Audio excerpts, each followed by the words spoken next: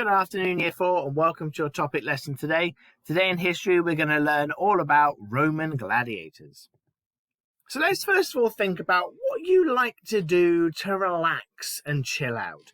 Maybe you like to play some sport, or maybe you like to watch some sport.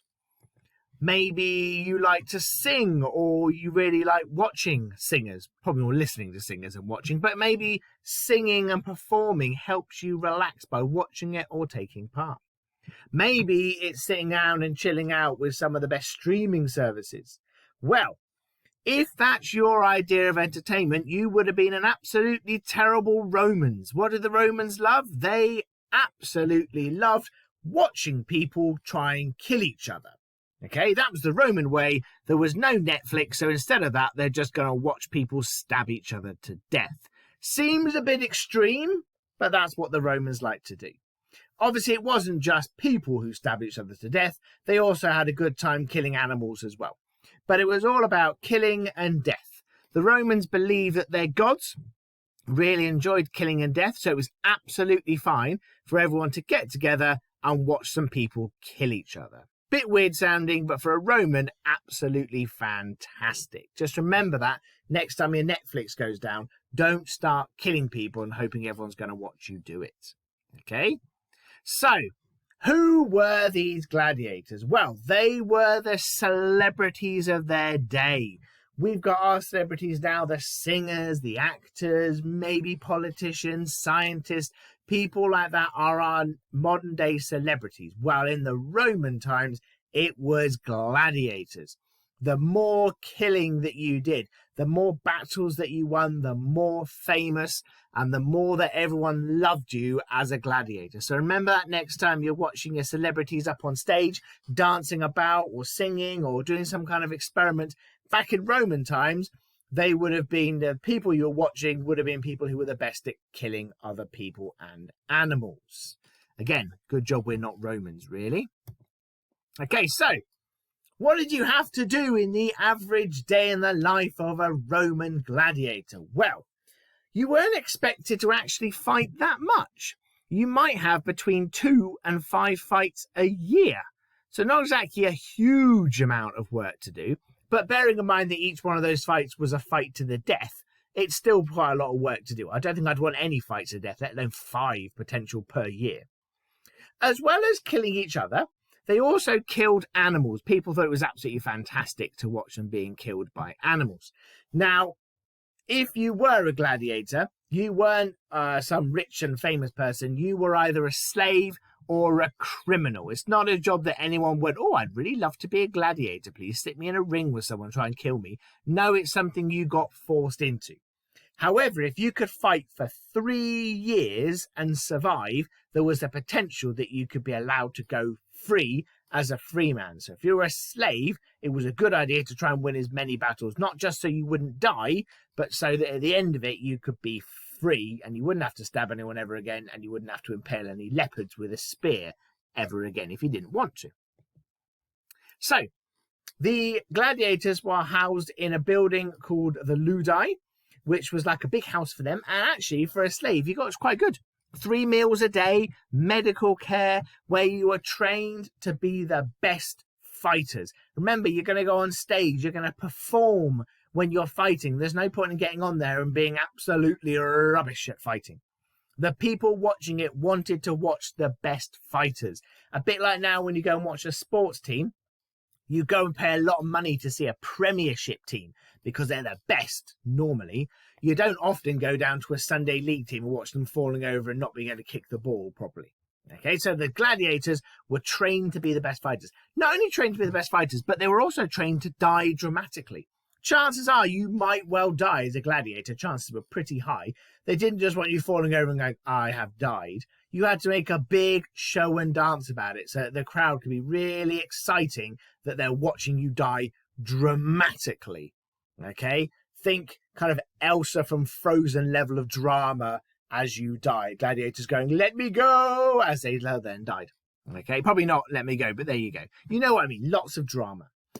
When you were not in the Ludi, you were in an amphitheatre, which is the one on the left of your picture there.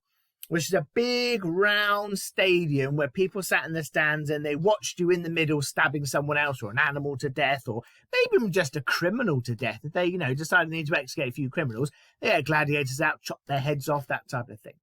These were big, important places. They were spread out throughout the entire Roman Empire, with the most famous one being the Colosseum in Rome. And you can still go and see it's collapsed, but you can still go and see the Colosseum in Rome.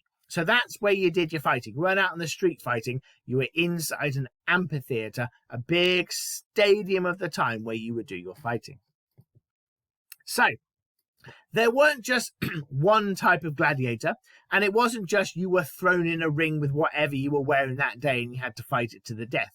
There were lots of different types of gladiators, and you can see that. And I'm probably going to get these names completely wrong. We've got the secutor, the provocator, the hopolomaco, the tracio, the equiti, murillo, scissor, and Ricario. Okay, I may well have got those names completely wrong. If you disagree with me, just keep it to yourself. You know I'm never wrong. Okay, so lots of different types of gladiators, and the different types of gladiators wore specific armor, carried specific weapons and shields, and fought in a very specific way.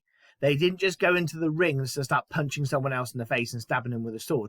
They had a very particular way of fighting. So, for example, can you see down the bottom right, the Ricario? Well, he doesn't wear a lot of armor, as you can see. He's got a little bit on his arm, and he's got a cloth to hide his unmentionables, and that is about it. So when he did his fighting, he's got a net and a trident.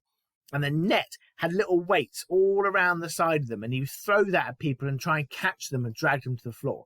And then use his trident at a distance to stabby, stabby, stabby, stabby. Okay? He didn't have a lot of armor, so his job was to stay away from the other ones to try and catch them with the net and stab them. Whereas if you look just to the left of him there, the scissor man, he's wearing a lot of armor. He's a big, tough, armor-wearing one. He's got that helmet on his head with the holes far apart so you can't really get in there and stab him. And he's got a sword in one hand, and he's got that weapon on his other hand, which is a bit like a scythe that he used to cut people up. So he wasn't a distance killer. He would get up and close and start stabbing and hacking and slashing at people. So as a gladiator, you got made by the person who owned you. Remember, you were a slave or you were a criminal. Whoever owned you in the Ludi would decide what type of gladiator you were. You'd wear specific armor, and you'd carry specific weapons, and you'd fight in a very specific way based on what type of gladiator you were. I mean, personally, I think I'd want to be the one on the horse because he seems most likely to win. But you didn't get to decide. You want to, oh, yeah, can I be that one, please? It was told what you were going to be, and you were trained up to be that type of gladiator. And then obviously they would fight against each other. Now, if you have a quick look at them, there's quite a lot of skin on display there. I don't know about you, but if I was fighting to the death, I would want to be covered in armor so there was no way any swords and spears were getting anywhere near my squishy, fleshy bits. However, they are wearing armor, but they're not completely covered in armor. And if you think about it, they are entertainers. The people watching wanted to see them kill, but they also wanted to see them get stabbed and die as well. So if a gladiator is wearing full armor and there's no way he can die, boring for the crowd. They want to be able to see someone die. So as well as wearing armor, you can see they're also quite squidgy and vulnerable in lots of different places so that you could actually get in there and you could kill any of them. There's no point in one gladiator being just covered in armor and the best one, because then he's always going to win. You want that drama. Who's going to win? Whose fighting style is going to be the best?